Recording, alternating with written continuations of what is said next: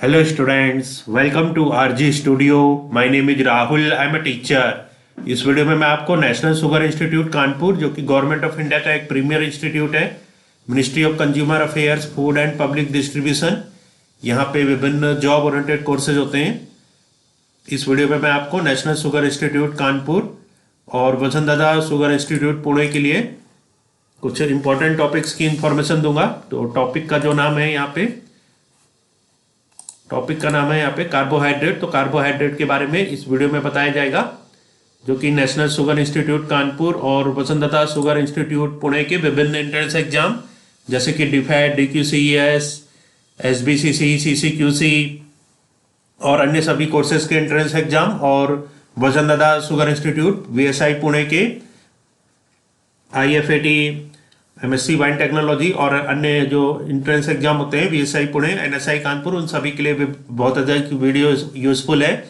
और जो candidates national sugar institute Kanpur के विभिन्न इंट्रेंस एग्जाम एसबीसीसी, सीसीक्यूसी, एनएसआईएसटी, एनएसआईएससी, डीफेट, डीएसपी, डीक्यूसीएस और अन्य सभी कोर्सेज के एंट्रेंस के लिए प्रिपरेशन कर रहे हैं, और वीएसआई पुणे के sugar technology, alcohol technology, MSc wine technology आदि इंट्रेंस के लिए प्रिपरेशन कर रहे हैं, और इसके लिए ऑनलाइन या ऑफलाइन कोचिंग ज्वाइन करना चाहते हैं, इंपोर्टेंट क्वेश्चन के पीडीएफ नोट्स लेना चाहते हैं, वो 9411513974 पे व्हाट्सअप कर सकते हैं।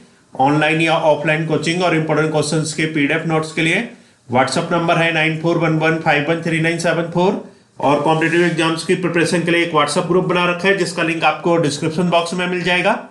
चैनल को सब्सक्राइब अवश्य कर लें ताकि इंपोर्टेंट क्वेश्चन के वीडियोज मिलते रहें, और विभिन्न जॉब्स और एडमिशंस के लिए जो नए अपडेट्स आते हैं उसकी जानकारी मिलती रहे। वीडियो को लाइक, शेयर और कमेंट जरूर कीजिएगा। तो यहाँ पे टॉपिक का नाम है कार्बोहाइड्रेट।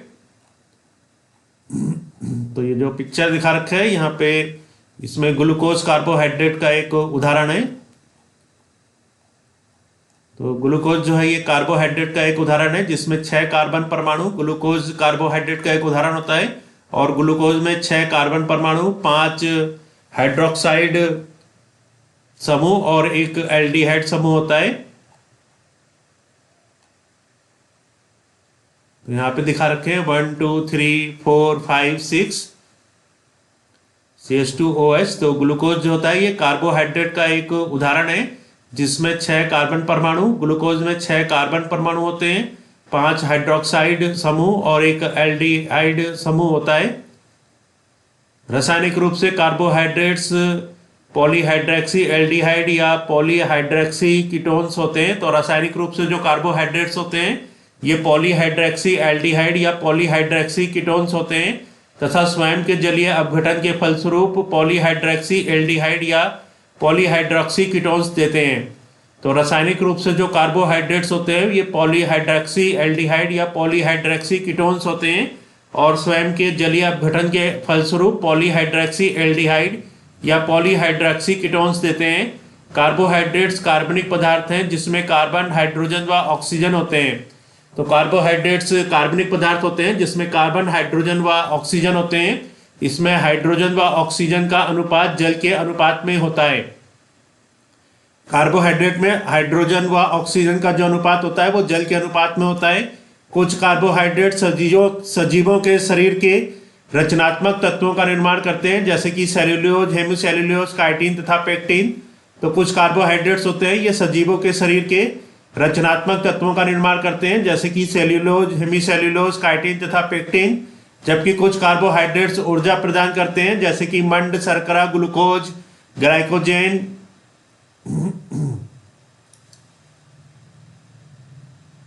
तो यहाँ पे बता रखा है जो कुछ कार्बोहाइड्रेट्स होते हैं जो कि सजीवों के शरीर के रचनात्मक तत्वों का निर्माण करते हैं, जिसमें सेल्यूलोज, हेमीसेल्यूलोज, काइटिन तथा पेक्टिन आदि होते हैं।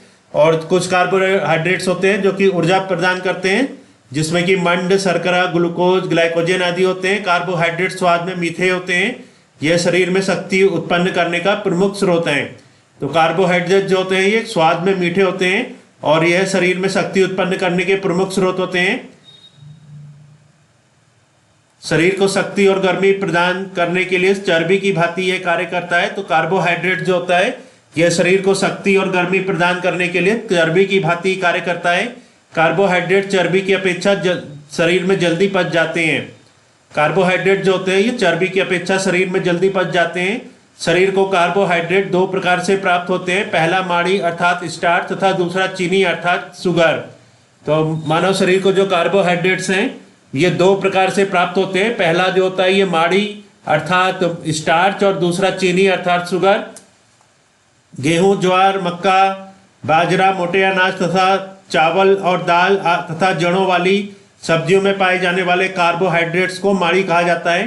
तो जो कार्बोहाइड्रेट्स गेहूं, ज्वार, मक्का, बाजरा, मोटे अनाज, चावल और दाल तथा जड़ों वाली सब्जियों में पाए जाते हैं उन्हें माड़ी कहा जाता है। तो बहुत ही अच्छी जानकारी है।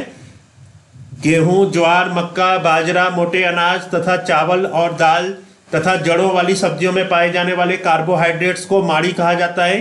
केला, अमरूद, गन्ना, चुकंदर, खजूर, छुआरा, मुनक्का, अंजीर, शक्कर, शहद, मीठी सब्जियां, सभी मीठी खाद से प्राप्त होने वाले कार्बोहाइड्रेट्स अत्यधिक शक्तिशाली और स्वास्थ्य के लिए लाभदायक होते हैं। तो जो कार्बोहाइड्रेट्स हमें केला, अमरूद, गन्ना, चुकंदर, खजूर, छुआरा, मुनक्का, अंजीर, शक्कर, शहद, मीठी सब्जियां,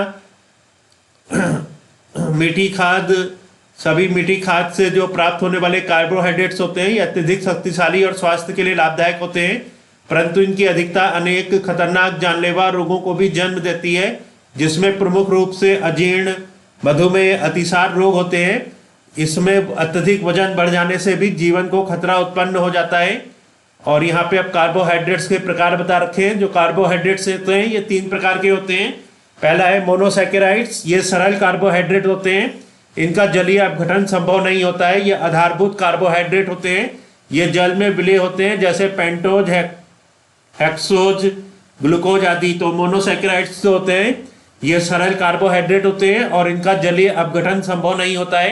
ये आधारभूत कार्बोहाइड्रेट्स होते हैं, ये जल में विलय होते हैं, जैसे पेंटोज, हेक्सोज, ग्लूकोज आदि। इसके बाद है ओलिगोसैकेराइड्स, ये 2 से 10 मोनोसैकेराइड्स के संगठन से बनते हैं, जैसे सुक्रोज, माल्टोज, लैक्टोज आदि। तो ओलिगोसैकेराइड्स जो होते हैं ये 2 से 10 मोनोसैकेराइड्स के संगठन से बनते हैं, जैसे सुक्रोज, माल्टोज, लैक्टोज आदि। इसके बाद है पॉलीसैकेराइड्स, ये 10 से लेकर 1000 या उससे भी अधिक मोनोसैकेराइड से बनते हैं। तो पॉलीसैकेराइड जो होते हैं ये 10 से लेकर 1000 या उससे अधिक मोनोसैकेराइड से बनते हैं। ये पानी में अविलय होते हैं, जैसे स्टार्च, सेल्यूलोज, ग्लाइकोजन, काइटिन आदि। अब यहाँ पे बता रखा है कार्बोहाइड्रेट के कार्य तथा महत्व। कार्बोहाइड्रेट के जो कार्य और महत्व है, पहला है पादप कोशिका के चारों ओर सेल्यूलोज पाई जाती है। जंतुओं तथा पौधों में भोजन ग्लाइकोजन तथा स्टार्च के रूप में संग्रहित होता है। कार्बोहाइड्रेट का मुख्य कार्य शरीर को ऊर्जा प्रदान करना होता है। यह शरीर को शक्ति और गर्मी प्रदान करने के लिए चर्बी की भांति कार्य करता है। जंतुओं तथा मानवों में ग्लूकोज और ग्लाइकोजन के रूप में ऊर्जा का भंडार करता है। तो यहाँ पे कार्बोहाइड्रेट के कार्य तथा महत्व है। पहला जो इसका कार्य और महत्व है यह है पादप कोशिका के चारों ओर सेल्यूलोज पाई जाती है। दूसरा है जंतुओं तथा पौधों में भोजन ग्लाइकोजन तथा स्टार्च के रूप में संग्रहित होता है। तीसरा है कार्बोहाइड्रेट का मुख्य कार्य शरीर को ऊर्जा प्रदान करना होता है। चौथा है ये शरीर को शक्ति और गर्मी प्रदान करने के लिए चर्बी की भांति कार्य करता है। पांचवा है जंतुओं तथा मानवों में ग्लूकोज और ग्लाइकोजन के रूप में ऊर्जा का भंडार करता है। अब यहाँ पे वर्गीकरण है कार्बोहाइड्रेट्स का। शुगर, शर्करा, ओलिगोसैकेराइड्स, बहुशर्कराइड, पॉलीसैकेराइड। तो कार्बोहाइड्रेट का जो वर्गण होता है ये वर्गीकरण जो होता है ये पहला होता है शुगर या शर्करा, दूसरा है ओलिगोसैकेराइड, तीसरा है बहुशर्कराइड, पॉलीसैकेराइड्स। बहुशर्कराइड को इंग्लिश में पॉलीसैकेराइड है। द मेजर डाइटरी कार्बोहाइड्रेट, तो यहाँ पे मेजर डाइटरी कार्बोहाइड्रेट बता रखा है class DP. DP means degree of polymerization. तो क्लास या डीपी डिग्री ऑफ पॉलीमराइजेशन, सब ग्रुप और कंपोनेंट्स। तो पहला जो क्लास है डिग्री ऑफ पॉलीमराइजेशन ये है शुगर 1 से 2। तो यहाँ पे जो क्लास है या डीपी है डिग्री ऑफ पॉलीमराइजेशन ये शुगर 1 से 2। सब ग्रुप इसका है मोनोसैकेराइड्स, डाइसैकेराइड, पॉलीसैकेराइड्स और जो सब ग्रुप मोनोसैकेराइड्स में कंपोनेंट्स हैं ये हैं ग्लूकोज, गैलेक्टोज, फ्रक्टोज, जाइलोज। तो सब ग्रुप मोनोसैकेराइड्स में कंपोनेंट्स होते हैं ग्लूकोज, गैलेक्टोज, फ्रक्टोज, जाइलोज। इसके बाद है डाइसैकेराइड्स, इसमें कंपोनेंट्स होते हैं सुक्रोज, लैक्टोज, माल्टोज, ट्रीहॉल्स। इसके बाद है पॉलीसैकेराइड्स, इसमें सॉर्बिटल, मैनिटोल।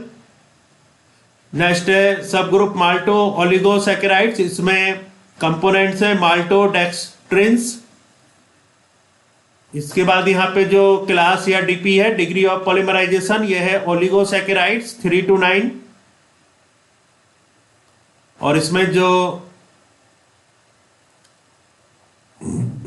जो सब ग्रुप है ये है माल्टो ओलिगोसैकेराइड्स, माल्टोडेक्सट्रिन्स इसका कंपोनेंट्स है। नेक्स्ट है यहाँ पे अदर ओलिगोसैकेराइड्स, इसमें इसके जो कंपोनेंट्स है रेफिनोज, स्टेसोज, फ्रक्टो ओलिगोसैकेराइड्स। नेक्स्ट यहाँ पे जो डिग्री ऑफ पॉलीमराइजेशन है, क्लास है, ये है ओलिगोसैकेराइड 3 to 9। तो यहाँ पे नेक्स्ट क्लास है पॉलीसैकेराइड ग्रेटर देन 9। इसमें सब ग्रुप है स्टार्च सब ग्रुप में कंपोनेंट्स हैं एमिलोज,